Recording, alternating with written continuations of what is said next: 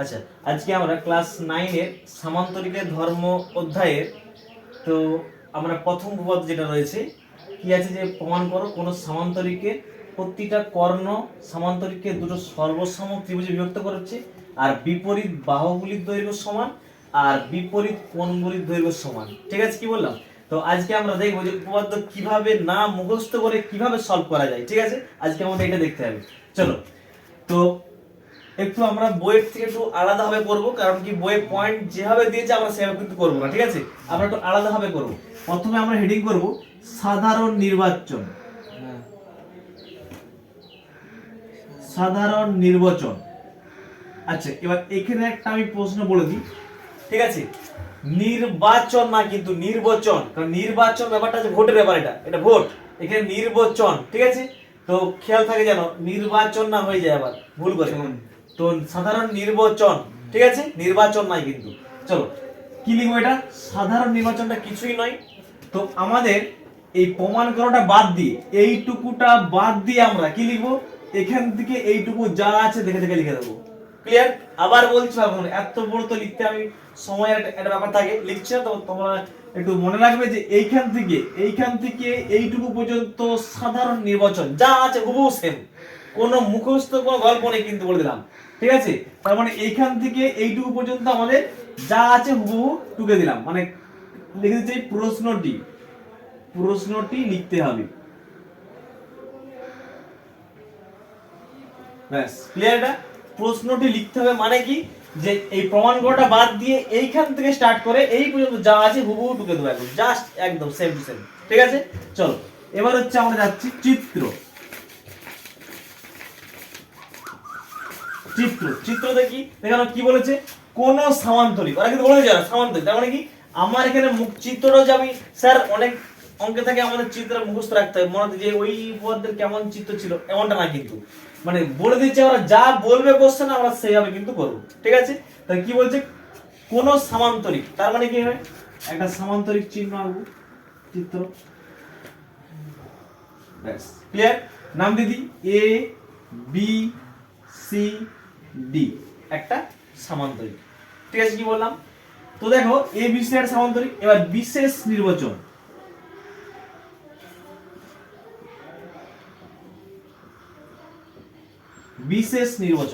তো বিশেষ নির্বাচনে আমরা কি করব দেখে নাও।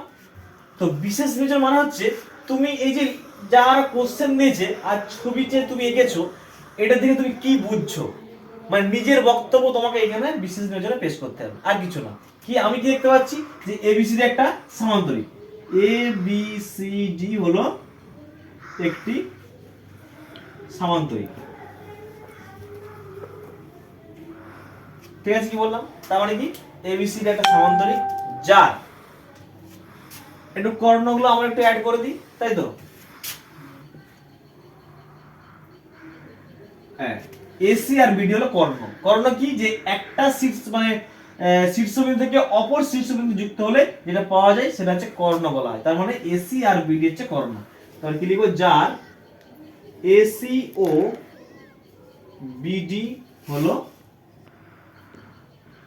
কর্ণ। ওকে, ব্যাস। এবার লেখো নেক্সট পয়েন্ট, প্রামাণ্য বিষয়।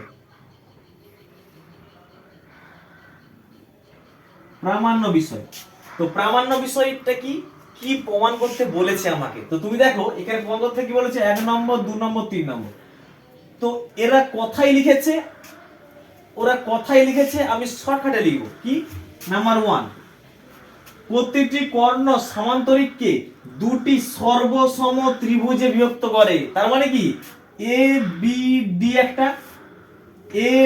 ডি একটা আর বি সি ডি একটা। এখানে কিন্তু একটা কর্ণ আঁকলেই চলবে, দুটো আঁকার দরকার নেই আমাদের। তো আমি বিডি কর্ণ পেয়েছি। ঠিক আছে, কি বললাম?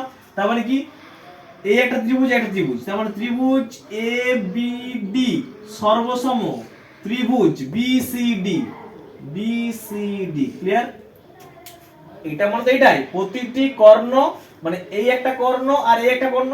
তো আমি এখানে একটা কর্ণ টেনেছি তোমার প্রমাণের সুবিধার জন্য, বাট দুটো কর্ণ বলেছি। প্রতিটি কর্ণ সামান্তরিককে দুটি সর্বসম ত্রিভুজে বিভক্ত করে। তো তুমি বিডি যোগ করলে একটা ত্রিভুজ, আবার কেউ বলে স্যার আমি এসি যোগ করব, তার মানে কি তখন হবে এ বি সি একটা ত্রিভুজ আর এ সি ডি একটা ত্রিভুজ, তাই না? ব্যাস, তার মানে তুমি দেখে নাও ভালো করে, ব্যাপারটা ঠিক এরকম আসতে পারে। এরকম দেখো এ একটা ত্রিভুজ একটা ত্রিভুজ, তাই না? একই রকম হবে। চলো, তার মানে 2 নম্বর প্রমাণটা আমাদের কি বলেছে?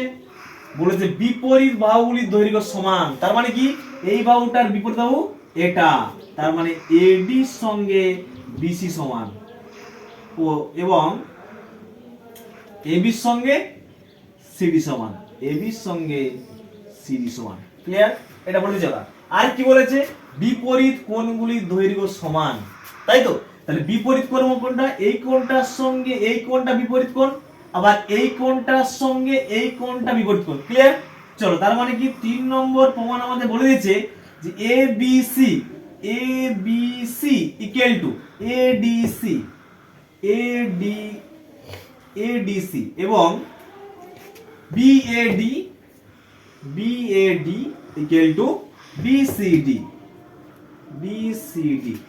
চলো, এইটুকু আমার হচ্ছে কোনো মুখস্থ নেই, কিন্তু তুমি দেখো যা বলেছে কোশ্চেনে আমি তাই দেখে করেছি, কিন্তু কোনো মুখস্থ কোনো গল্প নেই। এবার আসছি আমি আসল মেন বডিতে। এইটুকু হলো এর গয়নাগাটি, উপপাদ্য প্রমাণ করার এইটুকু হচ্ছে গয়নাগাটি। এবার আমরা কি করব? এবার আমরা হচ্ছে মেন বডিতে যাব। এবার বডিতে, বডি কোনটা? প্রমাণ।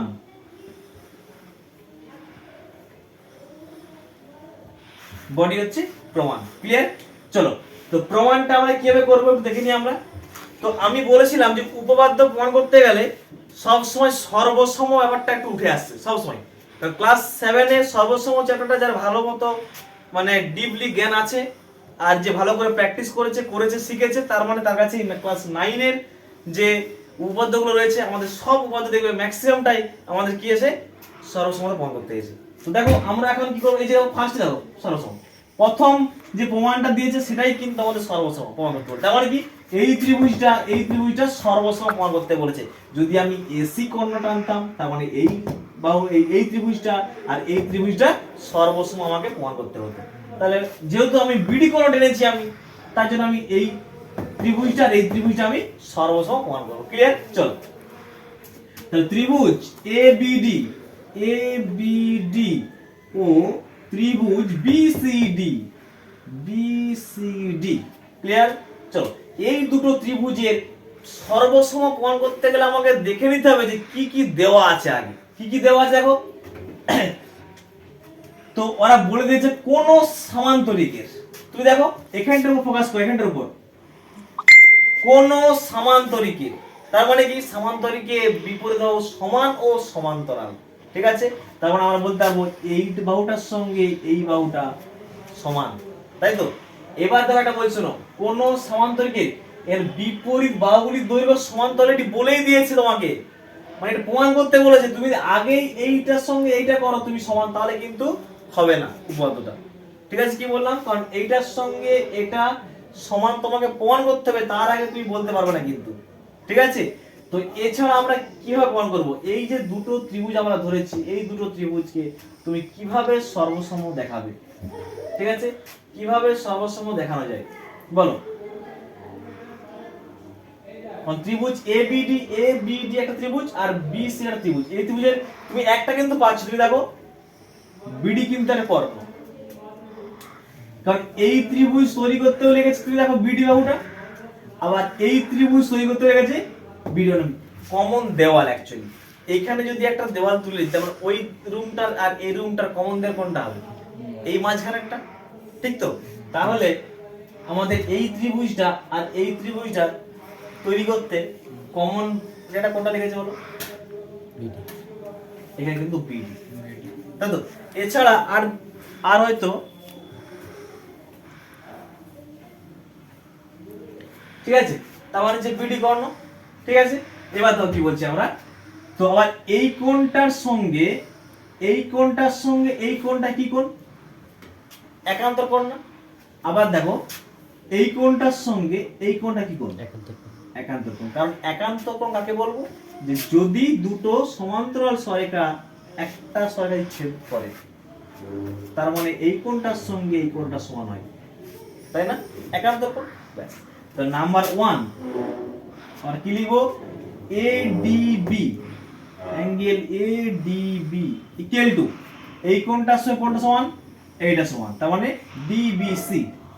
ডিবিসি কি লিখবো?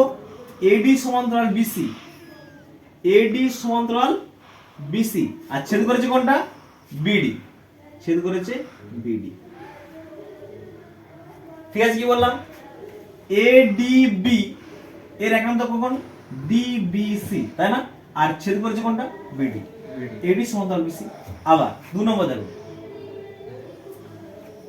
বিডি সাধারণ বাহু না, একটু বললাম আগে, তো মানে বিডি ইকুয়াল টু বিডি, এটা কি?